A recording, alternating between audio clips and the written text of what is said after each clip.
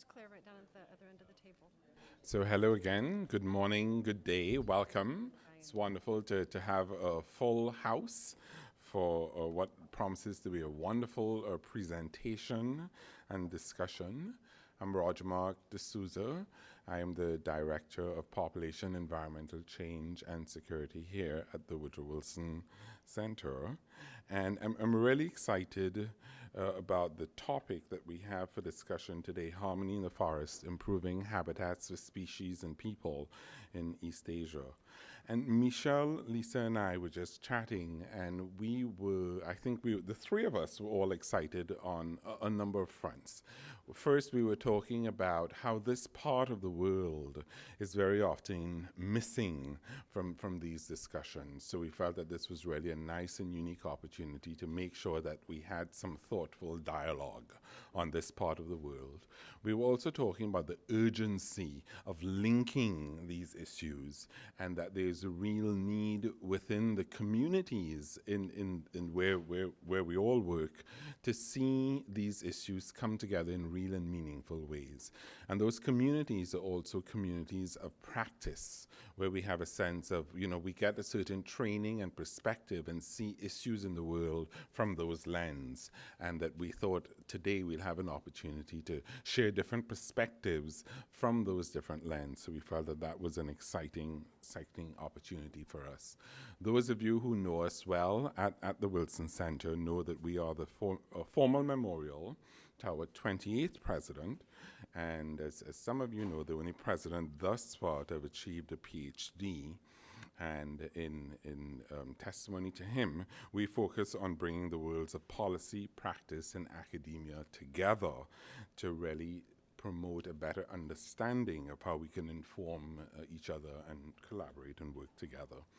This the event today is being hosted by the Environmental Change and Security Program, which is 19 years old, and we look at the various connections between health, environment, livelihoods, population, and security, most notably under our HELPS project, which is a 5-year effort that is generously supported by USAID's Office of Population and Reproductive Health.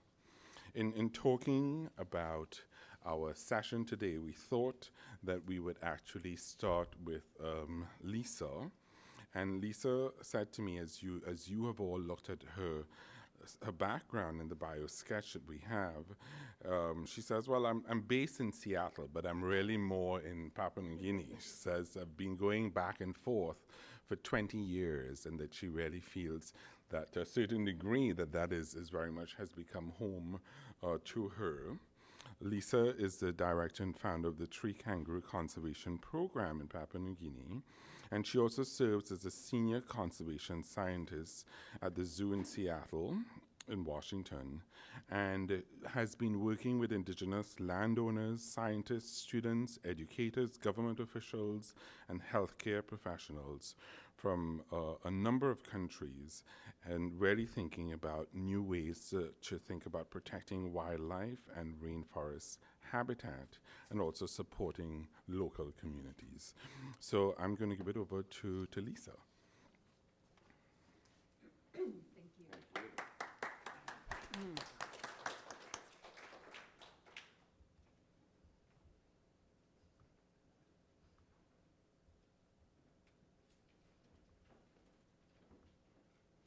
Okay, well, I'm very honored to be here today to get to speak with you and also to share in a discussion later on. And and thank you for the introduction. I'm from the other Washington, on the other side of the country. But as you said, all of my work is in Papua New Guinea. And I'm very excited to be able to share the work of the Tree Kangaroo Conservation Program. And I want to make mention that this work is not just the Woodland Park Zoo's or the Tree Kangaroo Conservation Program's work. It's really done in partnership with many different organizations. And specifically, I want to point out Conservation International, who is one of our major partners, and then also the Balanced Project, which is funded through USAID. So I'm very excited to be able to represent that project as well, and I'll be speaking about it today. So I want to take you to very, very East Asia, and sometimes Papua New Guinea is not included in when Asia is talked about. We're sometimes referred to as Oceania or Melanesia. But this Papua New Guinea, and most of you know this already, but it's just north of Australia, and it's the eastern part of the island of New Guinea. So the western part of New Guinea is Indonesia, and then the eastern part is an independent country of Papua New Guinea. And it's been independent for over 30 years.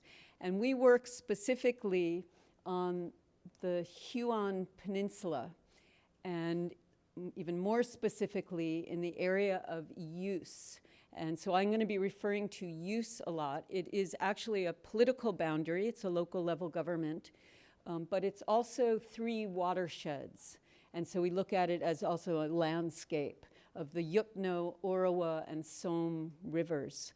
But what's special about the Huon Peninsula, when I first went there in the mid-90s, was that it was considered by Conservation International a scientific unknown. And so for a conservation biologist, you can't get better than that. So, and it's also the home of an endangered species of the tree kangaroo, and it's the only place where that tree kangaroo lives.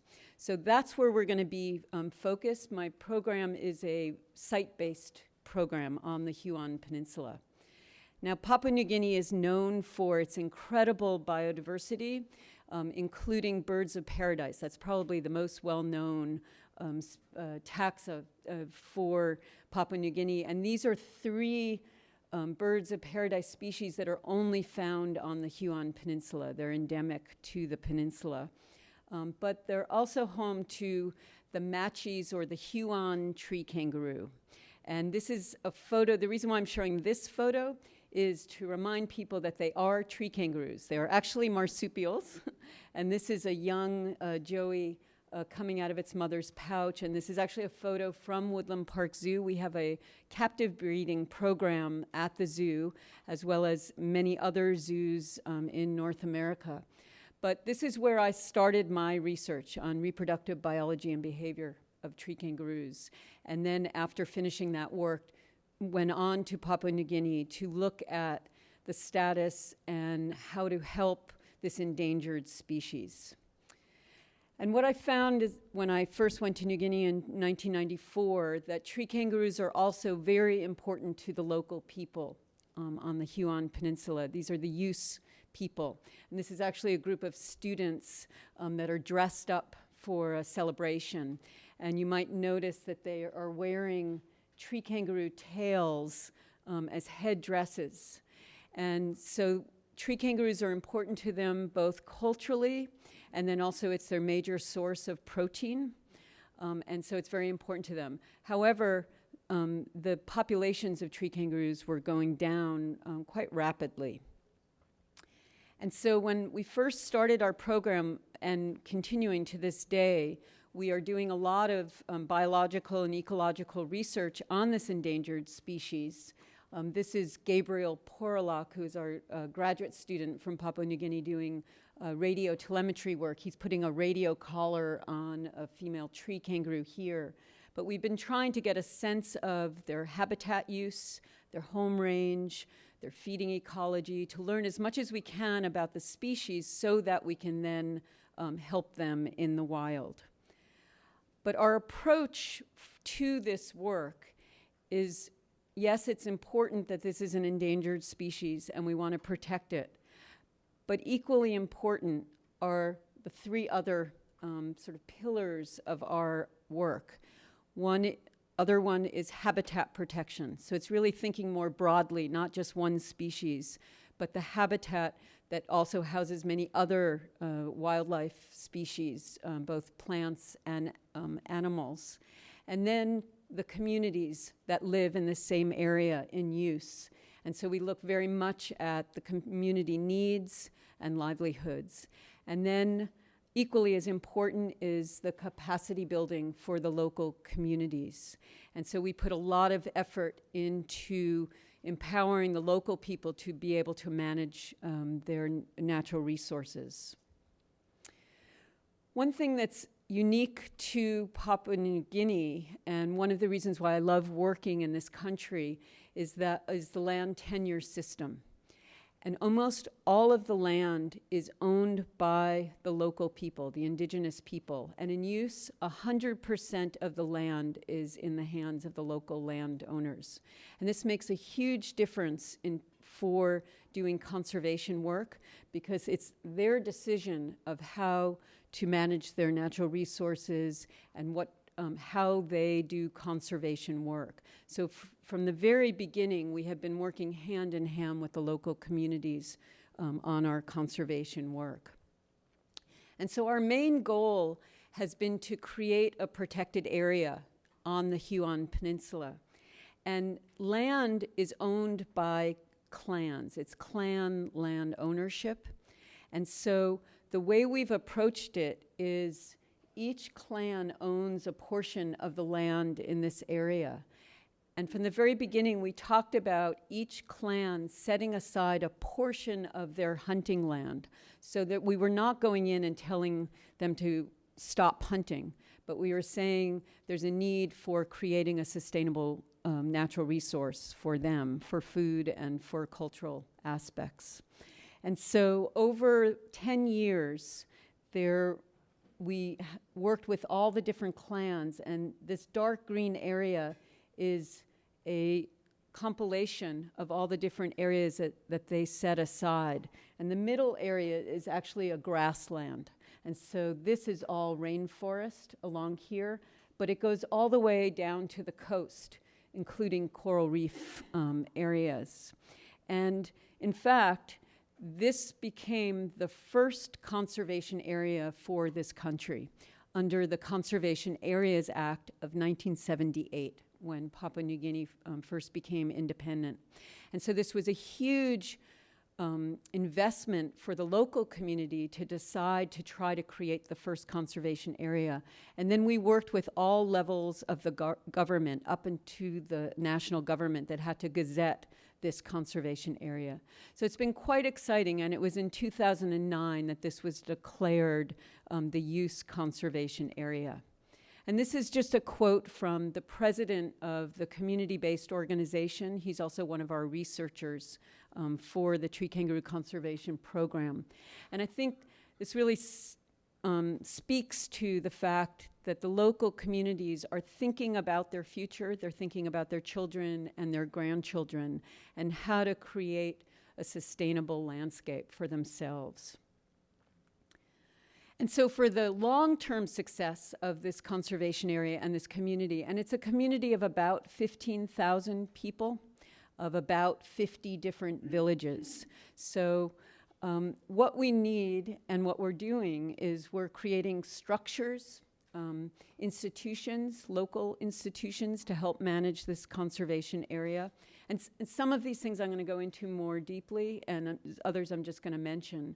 But it's also important to have long-term monitoring programs. Everyone knows when you set up a conservation area that you need to do ecological and socioeconomic monitoring long-term. So we have a program of community rangers that monitor the area. We're also doing a lot of mapping and land use planning. We have a whole health project, and that's what I'm going to talk about the most. We have ongoing research in the conservation area to help inform our management. We are really focused also on education, and then community livelihoods, and then another big area that we focus on is long-term financing, to make sure that the local communities know that there is support for the long term. And that's another area where we partnered with Conservation International through their Global Conservation Fund, and we've actually been able to set up a long-term conservation endowment. So we have a small endowment that will give consistent funding that pays for part of the management of this conservation area. So it's a very challenging place to work. I don't know. I've been told by many colleagues that Papua New Guinea is probably the hardest place to work in the world. I don't know because it's the only place where I work. But it is a very dynamic area and very, very beautiful, but very difficult. The area where we work has no roads, so the only access to these communities is by small plane or on the coast by boat. And then after that, there's just walking trails. So we walk from village to village or into the forest where we do research. And it's a mosaic of villages and gardens and coffee gardens and then the forest itself. And then also what Papua New Guinea is famous for is the amount of languages. There's over 800 languages in this country alone. I think it's more than any country in the world. And so just within our area of 15,000 people, there's at least 7 distinct languages. And so, of course, that creates some challenges, but there's also a pidgin language that everyone speaks, and that's how we get along, that and English as well. But it just speaks again to the diversity. So there's the biodiversity and then the cultural and language diversity in this area. And so I mentioned land use planning. Because the land tenure system is such that it's clans and small groups of people that own land, we have to do land use planning on a very small scale. And so we have staff members from the Tree Kangaroo Conservation Program that are working with each, we call them wards, which are groupings of villages, that set out how are they going to plan for the future in terms of the conservation area, their hunting area, their agriculture area, et cetera. And then also how are they going to protect their rivers, their watersheds. And so they're thinking ahead, and this has never been done before in Papua New Guinea to do land use planning like this. And so it's really exciting, and we're also being seen by the national government as a model for the country. And so this has been very exciting, and the local landowners who participate in the land use planning are very excited about this and to be able to think ahead and think about their children and their grandchildren.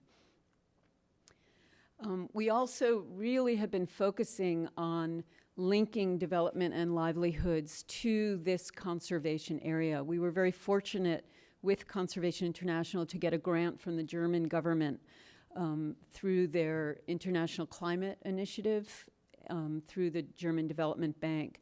And so for the last 4 years, we've been able to embark on a few projects that have helped us really push this project along. And one of them we identified for in terms of agriculture and livelihoods is coffee. And the Papua New Guinea, and right back there, Janet Edmond from Conservation International is holding up a bag of coffee. And what I want to say is that we have been able to link the farmers in this area, the farmers that have set land aside for conservation, who have been growing coffee since the 1960s, but they've never been able to get a fair price for their coffee because they've always had to sell them to brokers who then sell it, and they're not making very much. And so in Seattle, knowing that it's the center of the universe for coffee, we were able to work with Cafe Vita, which is a small coffee roasting company in Seattle. And they were very interested in the fact that this coffee was linked to conservation. And so they, for over a number of years, they sent a buyer out to New Guinea, and we worked for a long time about how to produce the best kind of coffee beans, and doing workshops on how to produce, how to prune, how to dry their coffee beans. And now I'm happy to say that that bag that Janet held up is the second year of beans that have come over to Seattle, and we're now selling them. It's actually, you can get it online, but we sell it in Seattle. And it's very good coffee. But what's important is that the landowners, this is a direct relationship between the roasting company and the farmers. And they are making 3 to 6 times as much money as they made before. And this is money, they don't have a huge cash economy, but this is money for school fees and for paying for health. And so it's really essential kind of costs for the families.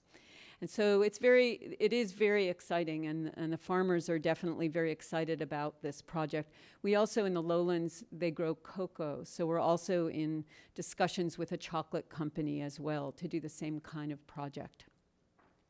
We've also been working in the field of education, and the way we approach our work is we ask the teachers or the provincial government, what are the needs?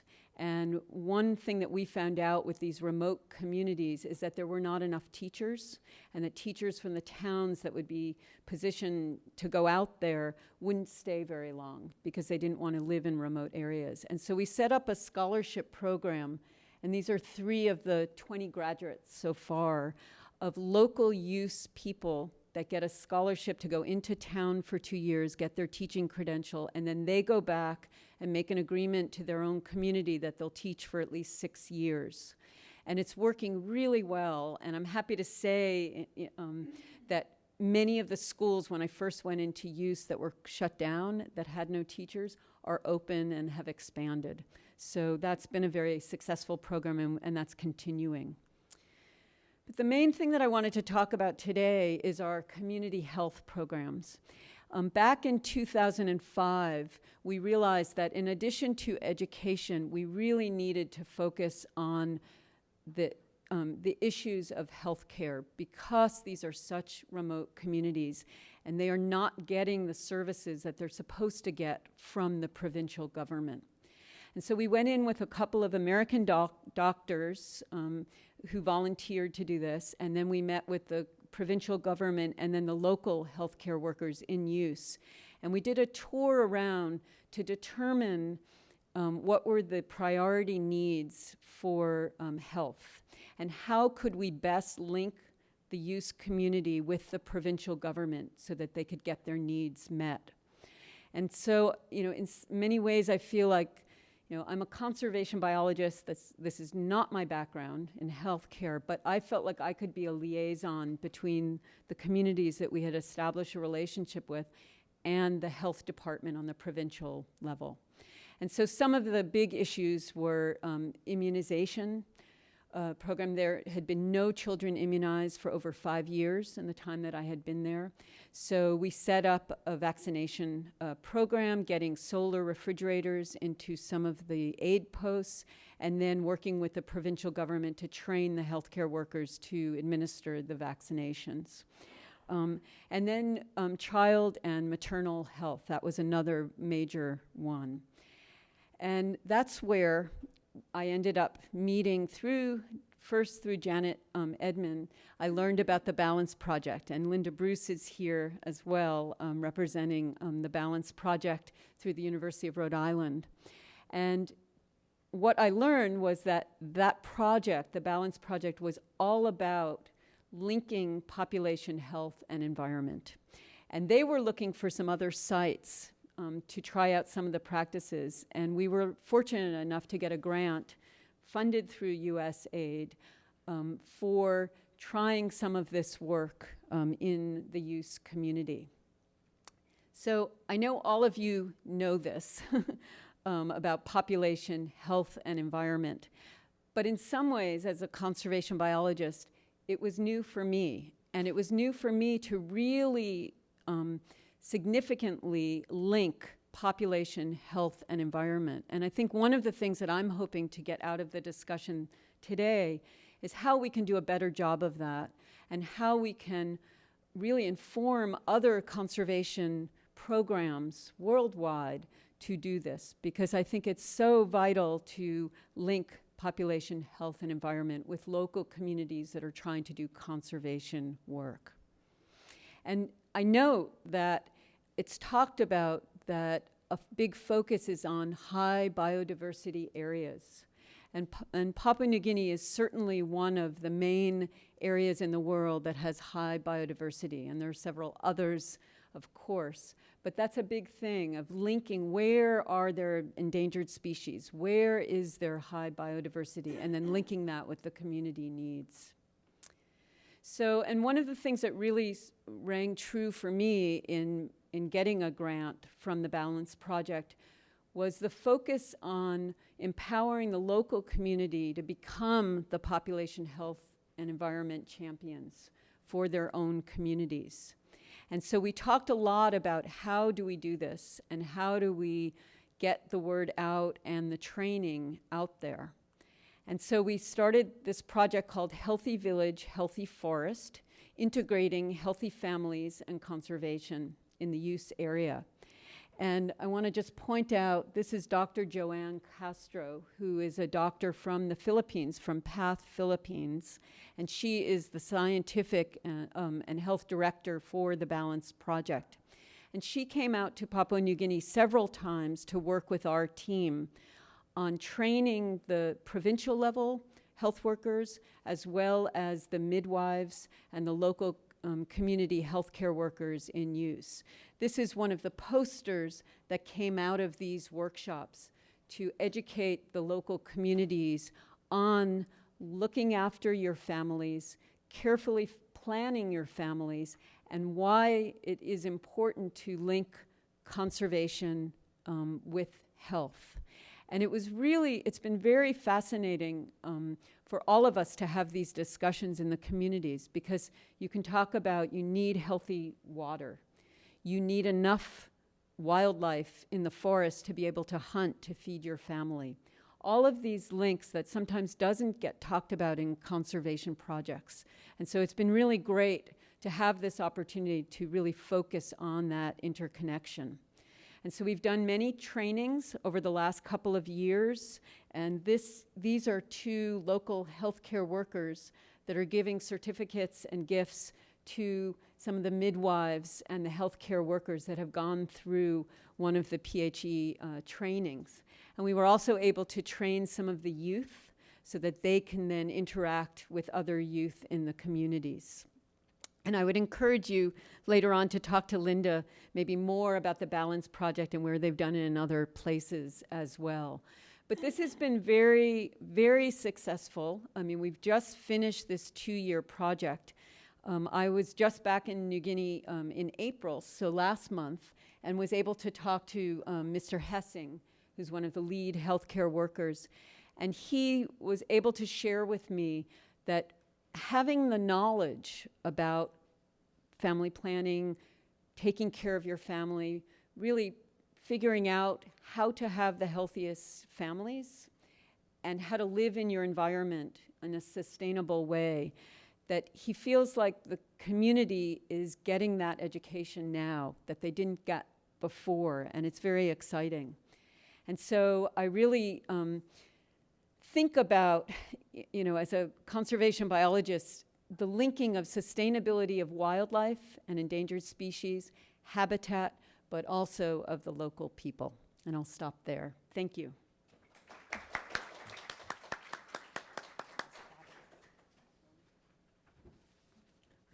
Thank you very much, Lisa.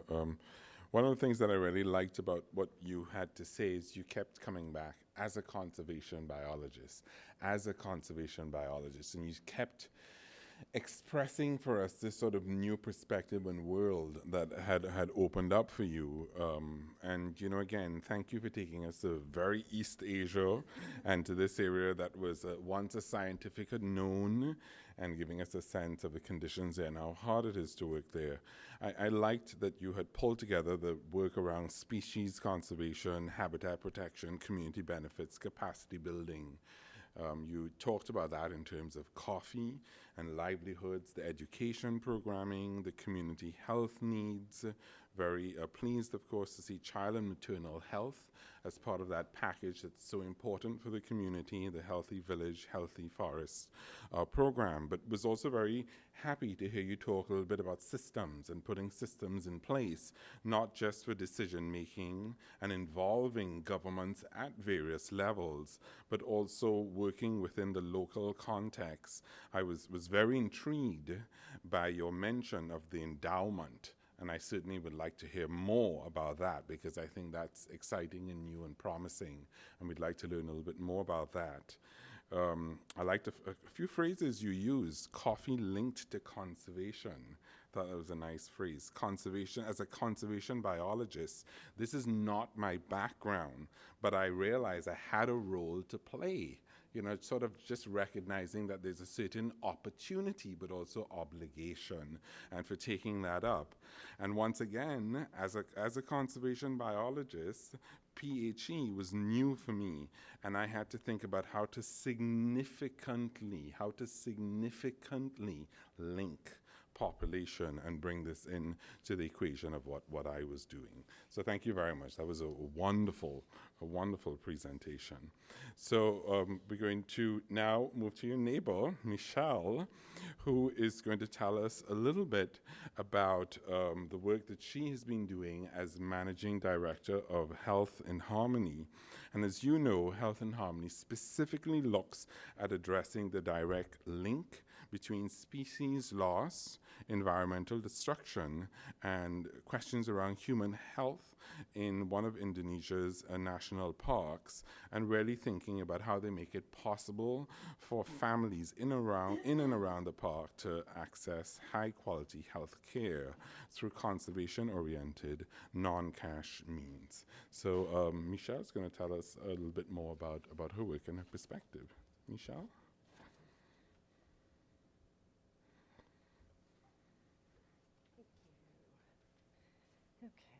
We're gonna mouse this over.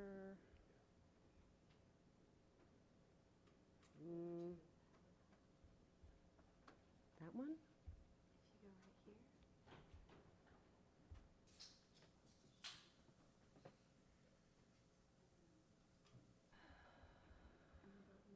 That one? Okay. Well, I want to thank the Woodrow Wilson Center for hosting this session and bringing this collaboration together. I want to thank all of you for attending this afternoon. And with that, I will launch into this presentation. Just want to make sure I understand the front and the back, or these little, okay, all right. So in the early 90s, when working as a primatologist, our founder and president, Dr. Kinnery Webb, learned a very hard lesson, that to save the rainforest would mean providing the means to improve community health and save lives. With the location of OSRI established, having completed no less than 11 site visits throughout Indonesia, a baseline survey was essential to understand and illuminate the specific health problems and conditions leading to those health problems, and to gauge local opinion regarding saving one of the world's biodiverse treasures, which is the Gunung Palung rainforest. In Borneo, they have experienced the most rapid decimation of rainforests anywhere in the world.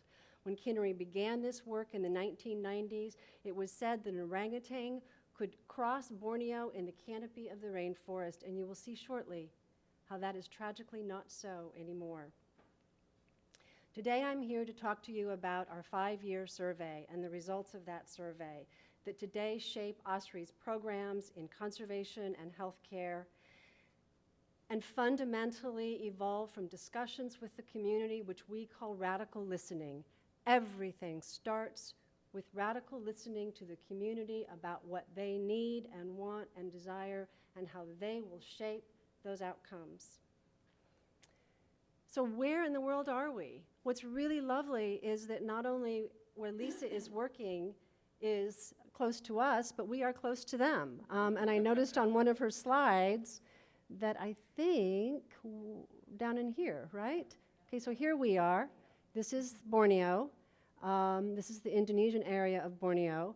As you can see, as I was saying, the rainforest has been decimated, tragically decimated. And here is our little program, Sukadana, that is at the foot of the Gunung Palung rainforest, which is home to about 10% of the world's remaining orangutan population.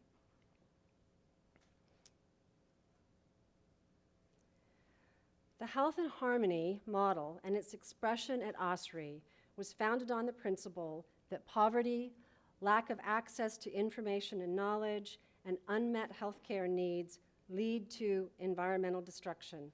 And in order to address the health and conservation of the forest, we had to address the health of the community.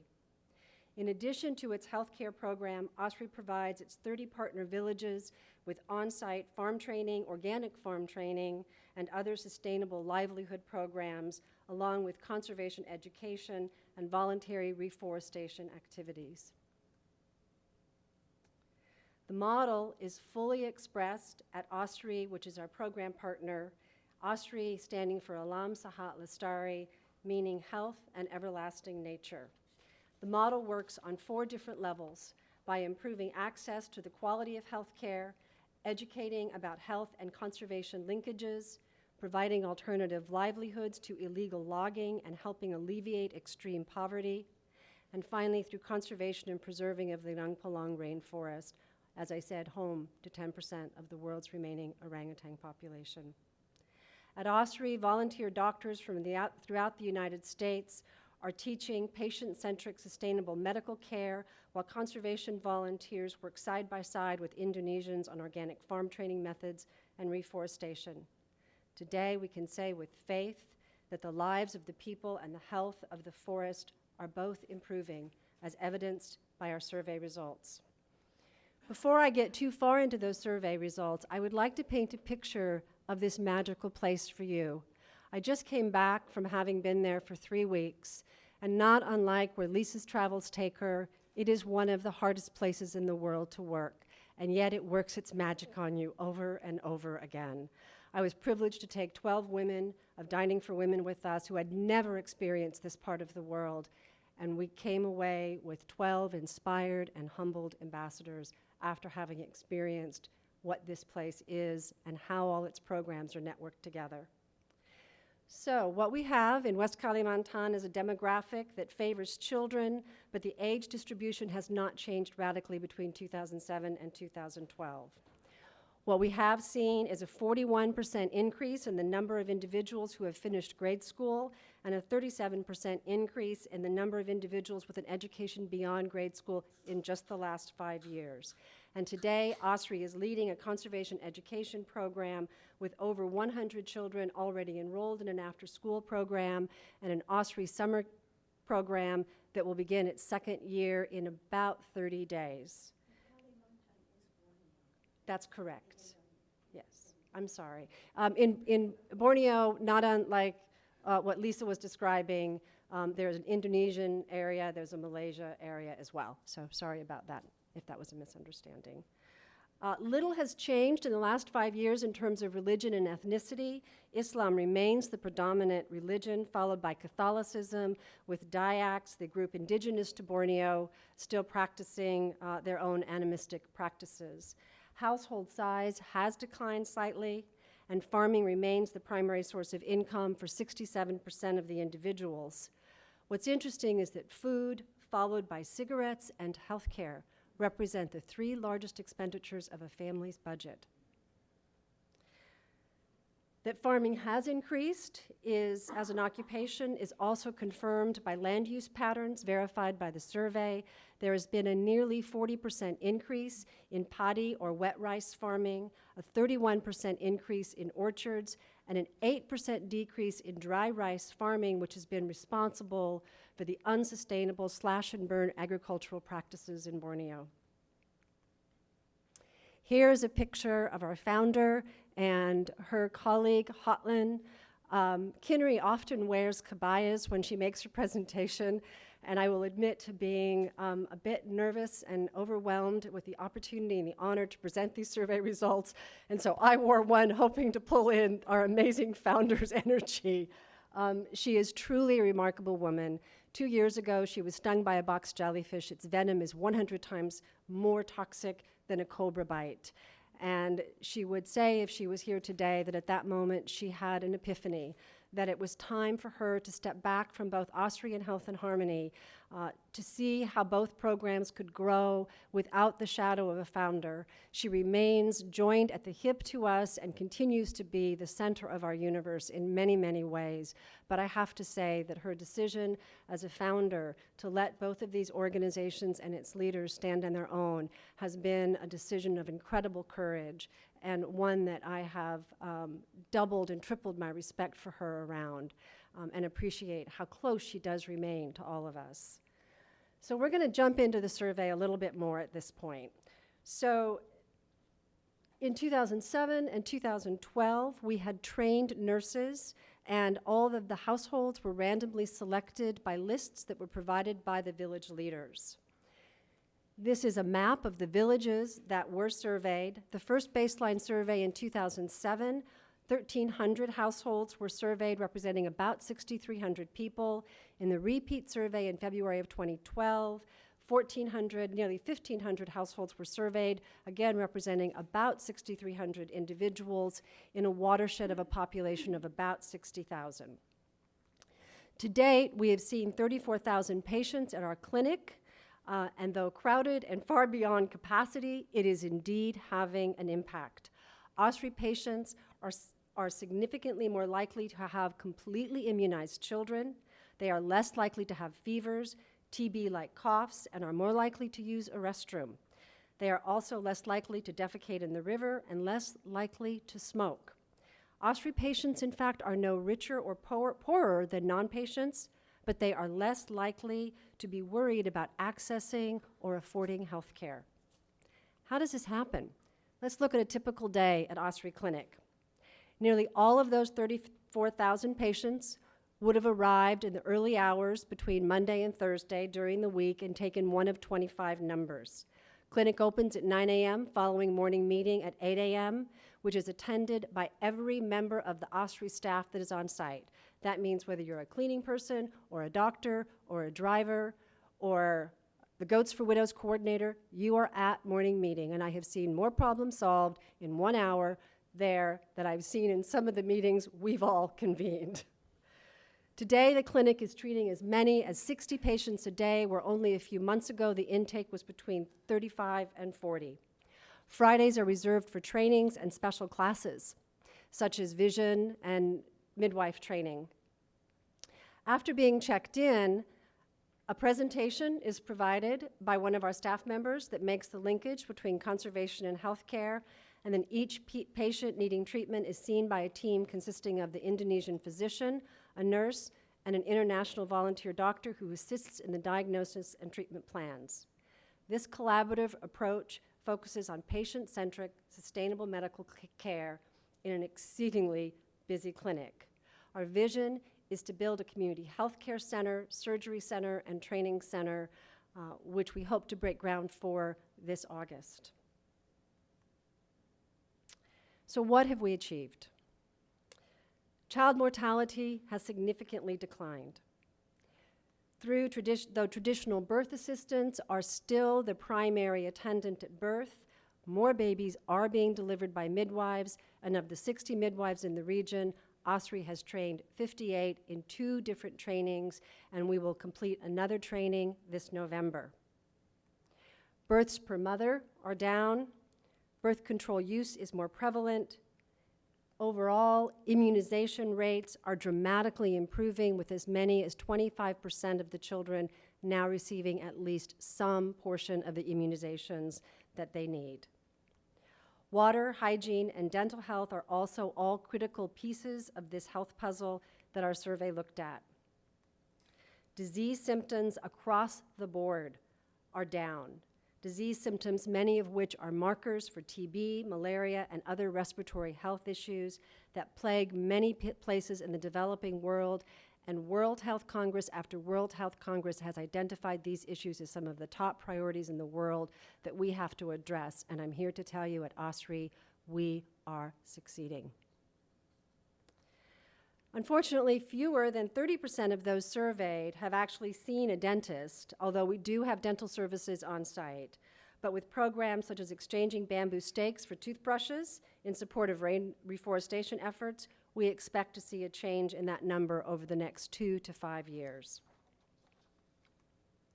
There has been a measurable improvement in more hygienic practices, as is evident from the survey. And again, with improvement in hygiene, we have fewer conditions contributing to disease, diarrhea, malaria, and TB. We're seeing a greater percentage of use of public pipes, wells, and rain barrels, which means people are able to access cleaner water, again, reducing common disease symptoms. We also looked at smoking rates, awareness of HIV, and usage of mosquito nets, all contributors to health. The number of men who smoked has declined by 14%, nearly 15%. The number of women who smoke has declined by nearly 65%. And the impact of this is huge when you consider the fact that smoking costs on average about $342 a year, and the average daily rate income for a family in West Kalimantan is about $1.44. So that decrease is a huge economic factor in community health. In July 2009, OSRI gave away 4,000 mosquito nets, not for free. We don't give health care for free. We don't give mosquito nets for free. We believe in a fair transaction, and every one of those mosquito nets was paid for with seedlings and manure. Here we have it. Yes, very excited. So let's take a look for a second now at the conservation highlights. 99% of the people surveyed believe it is important to preserve the Gunung Palung because, as Lisa also observed, they want it to be there for their children and their grandchildren and their great-grandchildren. Over 80% of the people surveyed in 2012 in general believed that the park needs protection, but interestingly enough, 90% of the villagers from villages that are illegally logging believed that the park needed to be preserved. Although not a survey topic, I think it's an important side of the coin. 81% survival rate of seedlings. That is unheard of even here in the United States with our most sophisticated reforestation and restoration efforts. We have completed 8 to 10 hectares of degraded forest land replantings. 35,000 seedlings have been produced in our nurseries, 22,000 of which have been planted. The balance have been reserved for our OSRI Kids and Trees for the Future program. And 30 forest guardians have been hired to work collaboratively with the villages and OSRI. The Forest Guardian program is a remarkable program that the communities around the Gunung Palung asked for. They wanted to have leaders in their villages that could help serve as a liaison and could help facilitate training and the shift to alternative livelihoods besides illegal logging. These individuals are truly the bridges between OSRI and the community. And our e-letter this month actually features the Forest Guardian program and provides a couple of profiles of these remarkable individuals that are truly paving the way to change. The number of active loggers in the last 5 years has declined by no less than 68%. This has been verified by 2 other studies, Cullen in 2008 and the Earth Institute of Singapore. Just rest your eyes on that for a minute. We are truly having an impact. But the question is our discount working? And you may scratch your head and wonder, what does she mean by that? So villages that do not log in and around the Gunung Palung are what we call green villages. They pay approximately 50% of what a logging or a red village pays, or about $5.50 versus $9.60. The challenge clearly is to further get the word out more broadly and more deeply. Nevertheless, we are seeing an increase in non-logging villages from nearly none in 2007 to 10 out of 30 today. And we continue to see that doing nothing but improving. This is a testimonial by one of our village headmen.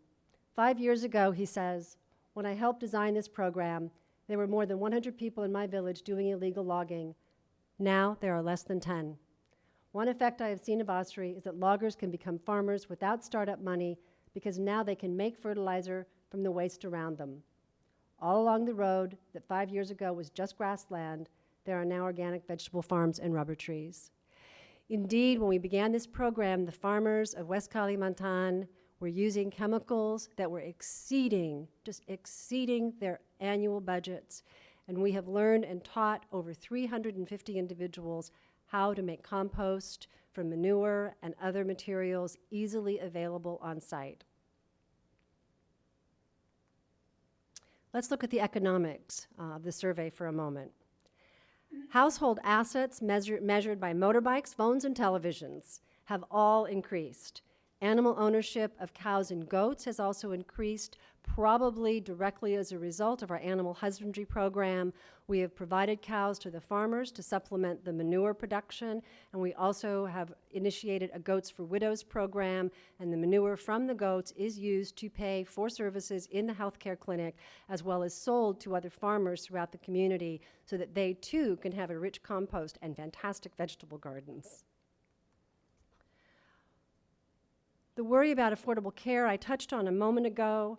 Although OSRI's cost is comparable to other options such as the government clinic or traditional healers, it is still dramatically less than the government hospital, and I offer a story that Kinnery has shared many times. A young woman came into the clinic about a year ago with scabies. Their family had spent no less than $500 seeking a cure to a very simply cured problem. For $5 at OSRI, she was cured. And it's for reasons such as this that the OSRI community members are also significantly less likely to worry about or have to choose between food and medicine. Can you imagine sitting around this table if you had to choose between food and medicine and it was your child or your mother or your father that had been injured? OSRI patients are less and less worried about having to make those choices and living in security. Income was not found to be a significant factor, whether they'd been a patient or not. But let's look at the forest. What's happened to the rainforest? Although 44% of the loggers thought it was okay to cut trees, 56% of those individuals did feel as if the park was threatened, compared to 41% of non-loggers. And a very small percentage, between 1% and 3%, actually thought that nothing could be done to stop logging, which means the majority of the community believes that there is a way forward. And if given the choice, 98% of those community members surveyed would rather have alternative work than logging. So how effective have the OSRI programs been on this question? So I should note that the survey was done a mere 9 months after our Forest Guardian program was established, but the results from that are still pretty dramatic. 20 of the surveyed loggers said they knew a Forest Guardian even though the program had been in effect, as I said, for only 9 months prior to the survey. Of those 20 loggers, 12 had already ceased logging and another 5 were considering stopping. And of those that had quit logging, 52% had become organic farmers, making an income at least double that of what they were able to achieve through logging, and an income security heretofore unknown. Other threats to the park we also looked at: wood fuel stoves. Usage has declined by 40%. Slash and burn agricultural practices that destroy vast tracts of the rainforest are also on the decline. Perhaps one of the greatest treasures is the social capital that is earned through radically listening to and supporting community solutions and designing solutions in and with community.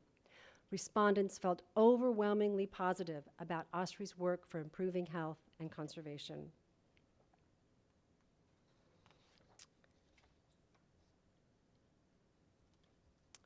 So you can see the impact of OSRI has indeed been profound.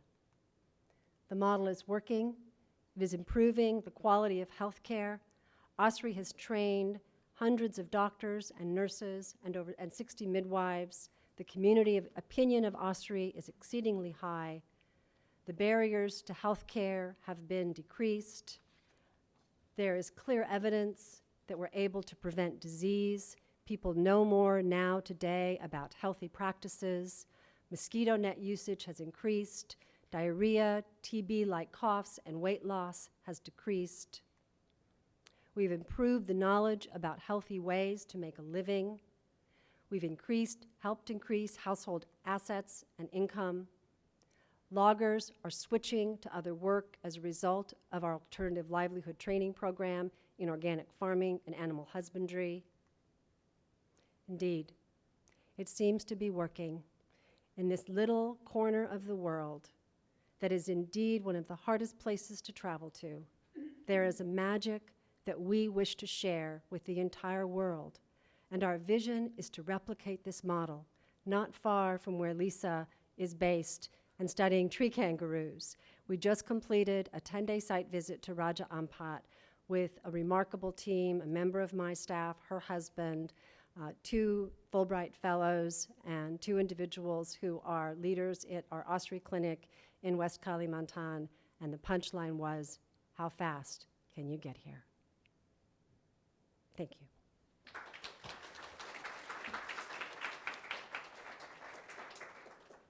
Thank you very much, Michelle. Win, win, win.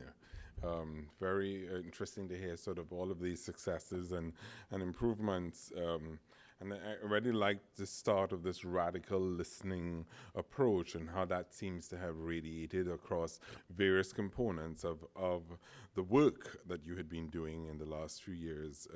Very interesting, this sort of green villages and red villages and this discount mechanism and how that was being implemented. And nothing's for free, this idea of sort of a fair trade. You know, we're not giving out these free mosquito nets.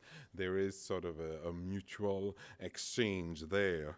I'm also quite intrigued with your founder stepping aside, sort of that decision and what that means in terms of the sustainability of the work and how it moves forward, and how we can also learn from that model with other projects. I was also quite struck when you spoke about the household expenditures. You talked about food, cigarettes, and healthcare, and it seemed to me that you tried to remove cigarettes from that equation and talk about, well, how do we increase access to food and healthcare, and how does public health and maternal health fit into that, and how do you put that in a broader context of income security and livelihood options. So thank you very much. That was fascinating.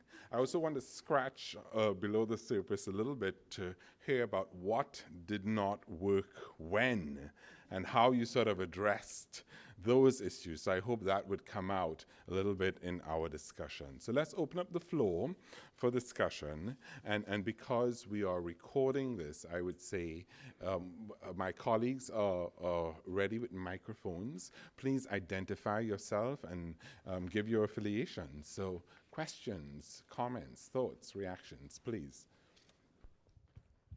Hi, my name is Christy Moses. I'm a returned Peace Corps volunteer and a graduate of UMD, and I was very interested in these projects at that time. So I know from having followed a bunch of the literature that a big discussion point with these projects is scaling up and how we do that. And so I want just to ask what, how you perceive the idea of scaling up and how far and what does that mean, and then also these projects are very intricate, very complex. There's lots of layers, and so I wonder if there's kind of a point in scaling up when they start to maybe fall apart because there's so many components to these, and maybe would they work better scaled? Would they work like we would want them to scaled up, or is it best that they remain small in these remote areas and one at a time? Great, thank you. So should we scale up? How would we do that? And if we were, what are the risks? I'll start. I think it's an excellent question, and we think a lot about that. I think one of the things that I've learned from the work that I do is that it's very important to make a long-term commitment to a site, and especially the lessons learned in Papua New Guinea, because there have been a lot of projects and programs that have not worked, that have failed, unfortunately. And so I learned not to spread out too much, and that we really made a commitment to the YUS community.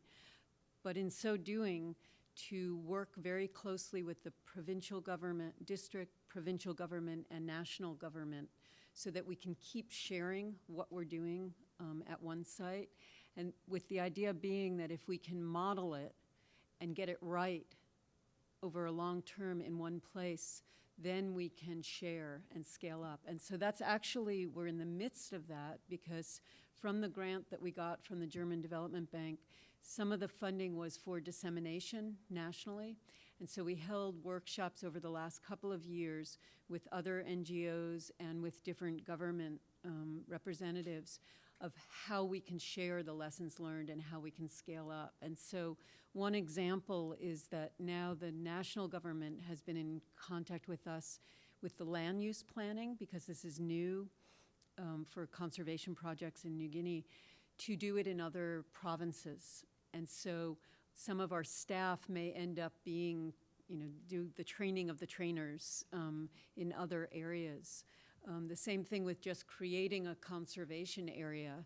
We now have, there are 5 other conservation areas that are proposed that are in the national government right now, and we're working with them.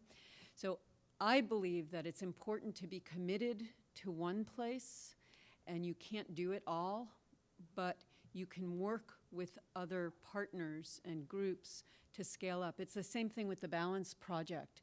Because we invited other groups and the provincial government to participate in the trainings, they see the value of it, and now they can take it and try it out elsewhere in other parts of the province. So I think it's a real balance, because I think it is, a lot of funding comes for 3 years or 5 years, and you can't get a lot done in short periods. And so I very early on made the commitment just to our place. And in fact, we just created, and it just got registered, a local NGO in Papua New Guinea for the tree kangaroo conservation program. And in the mission, it is site-based. So we're only committing to go as far as the YUS community, but share our lessons learned. So anyway, that's my response. Yeah, I would echo everything Lisa just said, that modeling it and getting it right in one place is first and foremost the job. But I would say the underpinning of that is listening to the community and designing solutions in and with community that are sustainable over time. I think the fact that we did the survey is a piece that helps launch scaling up, because we understand what works, what doesn't work, and where we might have some opportunities to improve. Fundamentally, one of the key factors in scaling up, this was underpinning the recent Raja Ampat trip by our delegation, was whether or not there was support from the government and the community to be there, and an understanding of what the conditions were that were leading to poor health care and or the inability to seek different livelihoods. I think there's also a critical importance of being very true to your mission. And here we have the situation unfolding in a rainforest environment, and you might scratch your head, but you're going to a marine environment, but really the issue is still the same. There is inadequate health care. When a family member is struck down for any reason, the population has to go to these most amazing coral reefs and practice unsustainable fishing practices to earn the money to take care of their family member. And so, it's a different environment, but the same underlying conditions are there. And the importance of having the government and the community buy-in and understanding that our model, first and foremost, starts with community is absolutely key to scaling up. Right. Linda? Thank you, Lisa Michelle. I couldn't agree with you more from my 5 years working on the Balance Project and seeing other countries also sort of struggle with first getting their model up and running, because there's, people think if you have 3 years to do a project that it takes a while. First of all, these places are very remote, right? Exceptionally remote. People forget how much work it takes just to get to the site, how much money it costs just to get to the site. So sometimes it takes twice as long to get the same results as if you were working in a nice, cushy city clinic, which even could be in a slum, but you could get there in an easy bus ride or a rickshaw ride. But the other thing, what I'm learning from the scale up in the Philippines is that everybody assumes that if you scale up, you're scaling up to other sites that are exactly like your perfect model site.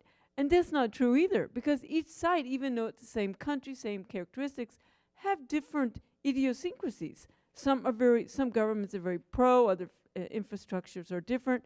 So when we do scale up and get to the point where we do scale up, we do, and I think this big message to donors, but I don't see any of them here today, is that we need to allow for those hiccups and learning lessons even from scale up, that we can't say scale up is an end all and it'll just happen automatically. It also is a bumpy ride along the way. So anyway, I thank you for bringing those points out, because with our seed grants, the purpose was for them to first go deep and establish and look what these models look like. And then once they're functioning, see if you can't expand to other areas. I would just like to address one thing you said about donors and funding. We are certainly grateful for all of the public agency funding that we receive, but in fact, if it wasn't for the hearts of our donors that are captured as a result of our visions, whether it's saving tree kangaroos and habitat and community livelihoods, or working in the jungles of Borneo, if it wasn't for our donors and that we've touched their hearts and that they believe in what we're doing and are willing to invest in changing the face of global health, we wouldn't be able to do the work we do. And I am very grateful to several people sitting around this table who are Health and Harmony's donors and board leaders.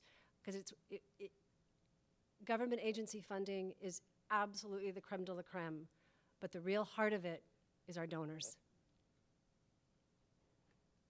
Very important reminder about sort of the importance of storytelling too, to get that message out so that folks really understand what this means in a tangible way, so that they can get their heads around it, so that if they wanted to invest in it, they understand what it really means and the difference that it can make. Hi, I'm Rachel Yavinsky from Population Reference Bureau. Population Reference Bureau is organizing a population health and environment conference that is going to happen in Ethiopia November 11th and 12th, just ahead of the International Family Planning Conference this year. And it's going to be looking at stories from the field, networking among PHE practitioners, supporters, interested parties, and also how we can make the population health and environment integrated approach more long-term sustainable. So what I wanted to know from you guys is, if you were attending this conference, and we hope that you will be attending this conference, what would be your priorities for topics? Because that's where we are right now. What can help you guys the most to support your work? And I'm sorry, Richard, just to add to that, could you talk a little bit about topics among whom? Who is discussing these topics and how are they positioned to move it forward? So is it practitioners? Is it going to be folks from the field? Is it donors? Who are you hoping to be there? Right, so we are actually hoping that all of the above will be there. Practitioners, researchers, donors, everyone who has a stake in PHE. This is actually a limited conference, so we have a certain amount of space and we're accepting applications, not just for presentations, but for attendees. And we want to make sure it's people who really are committed to the PHE field and who have something to add and can enrich the conversation. Some of this is going to be like a sort of general conference where people can present something that they're doing, but some of it's going to be a lot more guided, and we will have goals, for example, coming up with points about what is needed for monitoring and evaluation of the integrated approach and how to take that forward so that we can have evidence of the added value of integration. There's going to be certain things like that. Scaling up might be one of them. And Lisa, from my interest, I would say, having someone with a conservation biologist's hat, how do you think for a forum like this, we can get one or two superstar conservation biologists in the room who may not yet be interested or know enough, but how can we get them engaged? So, Yes, absolutely. I mean, some people who can be really great to attend and participate in this will be people who, are really firmly planted in one sector, but who want to work on integration. Yeah, I Yes, think please. providing the opportunity and to reach out to, especially from my field, the conservation biologists who aren't really aware of all the work that's going on, the integrated work. This summer, actually in Baltimore, there will be an International Congress of Conservation Biology, and I'll be giving a similar talk, and it's the only talk for the whole week that is about this topic.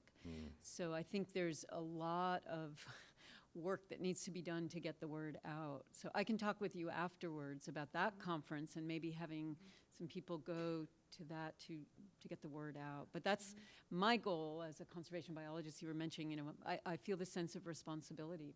And so that any way that I can share with colleagues. Yeah.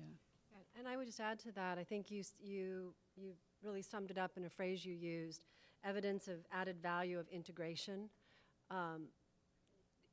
I would hope that there are more and more presentations, whether it's the International Congress of Conservation Biologists or it's your PHE conference or the World Healthcare conferences that happen, that we really are focusing on those programs that have integrated the pieces that we're talking about today, conservation, healthcare, population.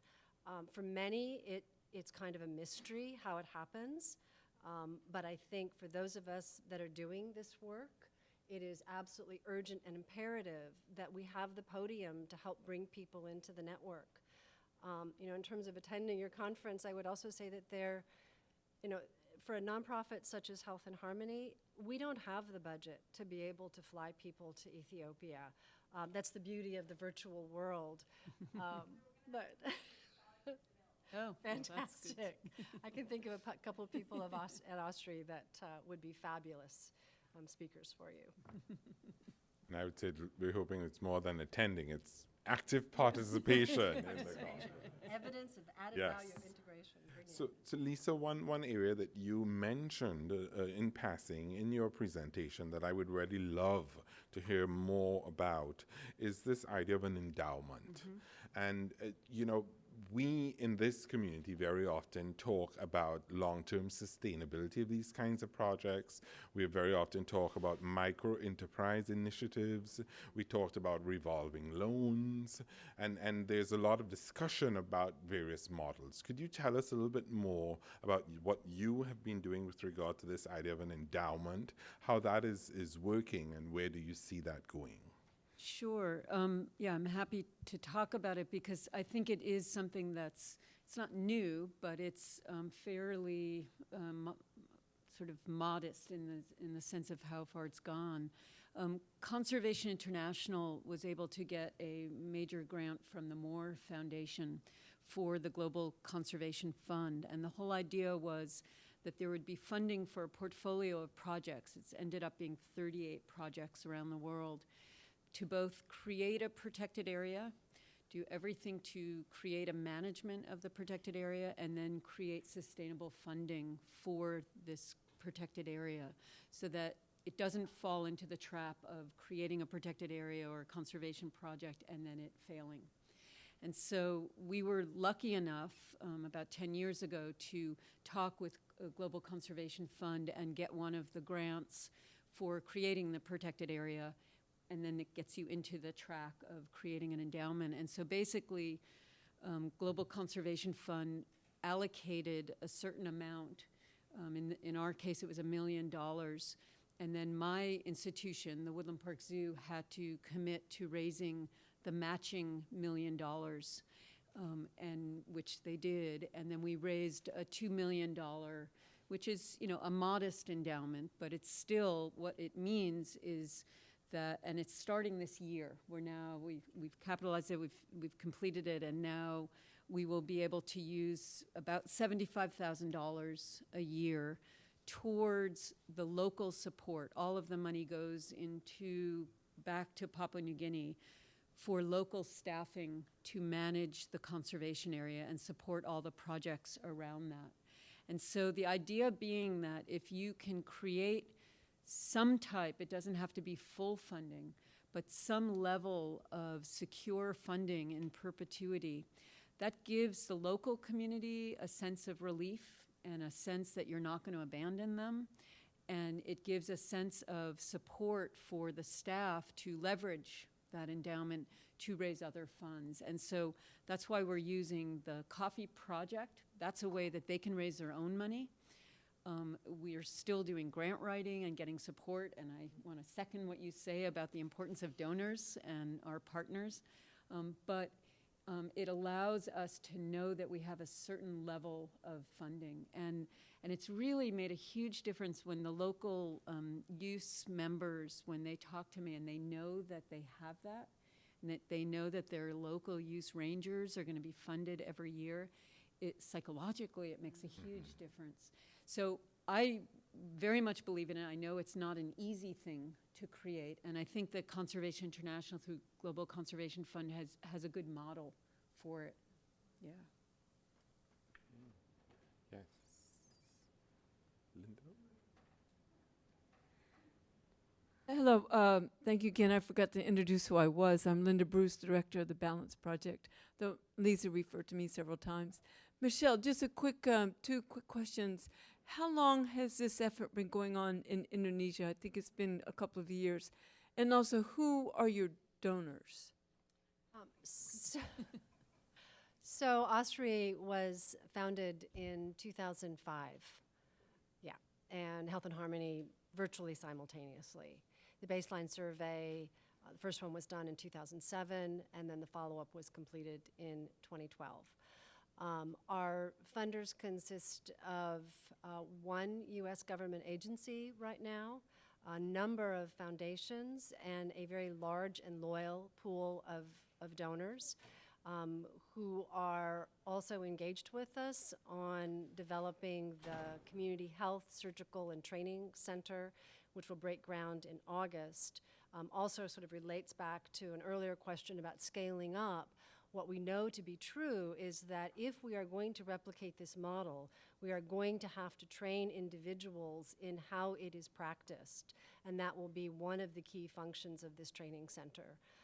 And we already have individuals that are ready to subscribe for 6 weeks to 12 weeks of training there, as well as members of the OSRI staff and my own Health and Harmony team that are ready to take on replication. What is the difference between OSRI and Health and Harmony? Great question. Health and Harmony is the domestic partner of OSRI. We are responsible for 3 tasks: all the fundraising, all the volunteers in the pipeline, conservation, medical, and other, which include architects, birders, and handy people to keep the place running, construction liaison people, and we're also responsible for telling the story to as many people and as many different audiences through as many different channels as we possibly can. Health and Harmony, if you will, is sort of the keeper of the flame, the keeper of the model, and it is fully expressed as a model at OSRI in West Kalimantan. And they annually provide a grant request to us. That is our promise to raise that funding.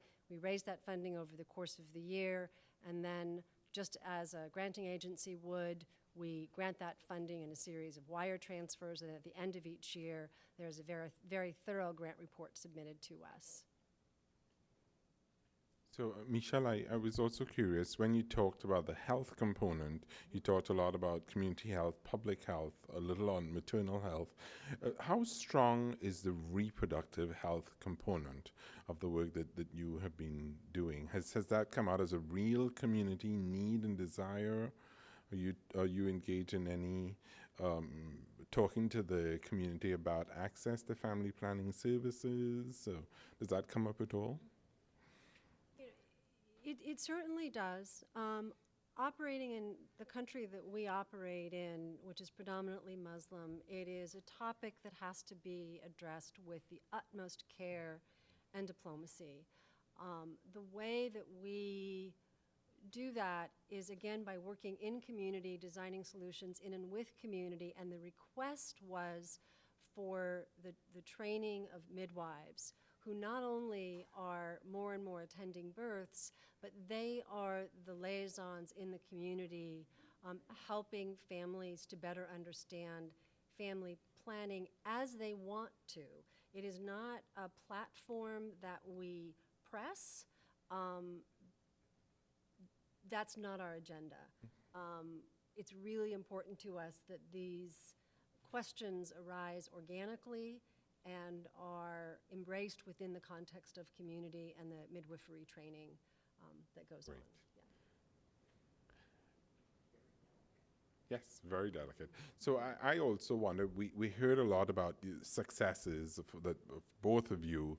What are the challenges? What are you not telling us? What has been really difficult? Where do you think you have failed? And that was a good failure because you learned from it. What are you struggling with now? What's difficult? What are you struggling with the most? If you were to reach out to the community that we have here and wanted more information to hear from other projects, what would be useful for you to know? So, and that's for both of you. We certainly have a lot of challenges. I would say one of the failures or challenges for us was figuring out the best infrastructure for the long-term management of this community-run conservation area. And so we kind of did the best we could with the knowledge that we had, and initially we created a community-based organization that was all landowners, and the idea was that they were going to run and manage the conservation area. And pretty quickly what we realized was that they did not have the capacity to be the staffing of managing the conservation area. And so what we did was we focused on certain YUS members of the community that did have the capacity that became staff members of the tree kangaroo conservation program. And we realized that in addition to a landowner community-based organization that advises and make decisions because it's their land, they haven't given up rights to the land, there needs to be a technical NGO, and that's the Tree Kangaroo Conservation Program, PNG. And right now, it's mainly YUS members, as well as other PNG staff people that have expertise in either conservation biology or GIS and mapping, et cetera, education. So I think that was a big lesson, was what is the best and how do you build up capacity? And it is something that we're still struggling with, like managing the financial tracking of an NGO. So we're trying to go very slowly. I think one of the lessons we've learned from other groups in Papua New Guinea is if you just cut off and have an exit strategy and leave an NGO, there's a really high rate of failure. And so we're trying to do it very gradually to then give the tools and the education on all aspects of running an NGO. So that's one, yeah. I would say on our side, first and foremost, developing trust in the communities. And that took something on the magnitude of nearly 1,000 meetings over the course of a year with community members. So building that trust, I think, is one. Another big one for us is that we do not do any bribes. And what that's meant for our community health, surgical, and training center is that it has been delayed by over 2 years while we stood fast in asking for a building permit without paying any bribes. And that building permit is now in hand. It is the first building permit that's been issued in West Kalimantan. So you know how hard we struggled for that and stand on that ethical pillar. Oddly enough, one of our challenges was how to make compost. You know, we all here in the United States just think that's an easy knockoff, but there it was a bit of a mystery, and the recipe for compost is a bit of a mystery. But it's a good recipe, and it's some of the best compost I have ever stuffed my hand into, that's for sure. Power is a big problem for us. It's known to go off frequently for up to 26 hours at a time, which makes the backup generator at our hospital and our clinic exceedingly important. But trying to get equipment like generators and hospital equipment to Indonesia is really, really exceedingly difficult. So anybody that has any ideas about how to ship things and make sure they get there would be a saint in our organization.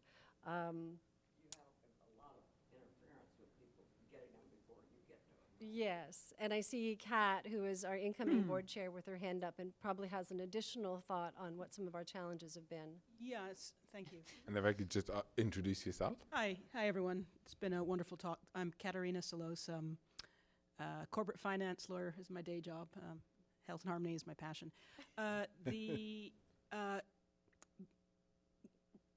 Attracting these incredible people is easy, but, or I shouldn't say easy, but they're both the volunteer doctors from the West, the young Indonesian doctors, who will become an amazing network, if you want to talk about long-term planning, as they spread out throughout Indonesia. And they have come out of Jakarta to live in this remote place, left all the comforts behind. So that will be a long-term success, but it's a short-term challenge. And then the social capital of retaining our fired-up staff in remote is a challenge, and this remote location possibly too is going to be a challenge. That's not unique, but it is, when it works, it is a long-term success, but it is a short-term challenge. And so many of the, if you want to call it failures, I would just say challenges, are staffing and finding the right staff. Great. Any final comments, suggestions, questions, thoughts? But I'd like to ask you to join me in thanking Michelle and Lisa. It's been a great discussion, very rich. And those of you who know us well know that we will have an event summary, which we will write up. The PowerPoints will be shared online. We are also going to be doing some video interviews with both Lisa and Michelle, and we'll be posting those in the next few weeks, hopefully. So you will have access to additional information to what was presented here today. So I would encourage you to continue to visit our website at wilsoncenter.org and also our blog at newsecuritybeat.org, and to follow us on Facebook and Twitter so that we keep this conversation going. Thank you very much. Please. I'm Lola Reich, and this is Al Pierce, and this is Jeannie Shaw, and thank you. I am a member of a speaking club, so I'm able to project, but I'm very pleased to be here and to hear about both of your programs and to even learn more about the Health and Harmony, which we have known about for many years, and the three of us have heavily supported it and feel like it's such a viable, fabulous way to work with the people on the other side of the world and to use technology to help them achieve their goals. And I might say that Mr. Pierce over there had directed the School of Architecture at Georgia Tech, where he was a graduate of bachelor's and master's, to teach 3 degree programs in order to get this hospital designed in Borneo. And young people were excited to take the class, and it went for 3 semesters, didn't it, Al? And I wondered if Al wanted to say another word or two about that. And Jeannie has had events in her home over the years, too, to support the Health and Harmony. We both adore Kinnery. She's extremely dedicated and brilliant. So, Al, why don't you just say a couple words about that, please? Is it possible? Please, I think it would be wonderful. And Gina, I would also love to hear, what would draw someone to come to your home to hear about this? So we could let's hear from Alan, then we can. About 45 minutes will be. Well, one feature that no one has mentioned yet that I think is really needed, and I don't know how you control it, it's timing. Things falling into place at the precise moment. For instance, I was approached by Kinnery on one of her visits to the U.S. a few years ago, And she said, I need some advice. And I said, let's talk. And she said, I'm approaching the need for a small hospital. And how do I go about it? And I said, let's discuss it. It needed to be built of materials that would not further deplete the rainforest. It needed to be a simple enough construction that patients or their families could do labor on it in exchange for health services. It had to incorporate the organic gardens. It needed to be modular so it could be built in pieces as they were able to raise the funds for it, and a few other functions that she wanted included in it. And I said that would make a remarkable project for a graduate level class of architecture. And so I called my good friend who was dean of the College of Architecture at Georgia Tech, and he, like myself, found Kennery's passion for this work just so contagious, you can't deal with it. And he said, of course we can do that, it'll be fabulous. 2 weeks later, he had a heart attack and died. And then I was facing an interim dean who didn't want to commit to anything. Fortunately, they found a new permanent dean shortly after that who was afflicted with fear of failure. And he says, we have no way to teach kids how to research projects like that in a faraway place like Borneo. And it would just be a miserable failure. The next day, one of his students came in who was from Indonesia, going for his PhD and ready for practice teaching and looking for his assignment of a class to teach. So it just fell right into place with perfect timing on this. He taught the course for 3 semesters, and the parents of the students involved in it, it also incorporated Emory Medical School, by the way, but the parents of all of the students involved in it caught the same passion for it. They funded their trip over spring break to go to Borneo, the entire class and the professor, to work with the staff there, instead of going to the beach like everybody else did. And so when they got ready at the end of the first semester to present their conceptual design to Kennery Webb, all of the parents came to the presentation also. 3 of the students came back to Borneo for the summer and helped do manual labor on some of the construction there. So all of these little pieces fell into place. And I was overcome with this huge feeling of motherhood that my thought had become such an interesting design and appropriate for it. And I whispered to Lola at that time, says a story like this, where a young girl goes off to the rainforest to study orangutans and eventually builds a hospital, that needs to get documented somewhere. And I said, how do you get a documentary done? And we thought about it, and nothing seemed to work on it. A week or so later, we were invited to a program and dinner put on by Channel 26, WETA.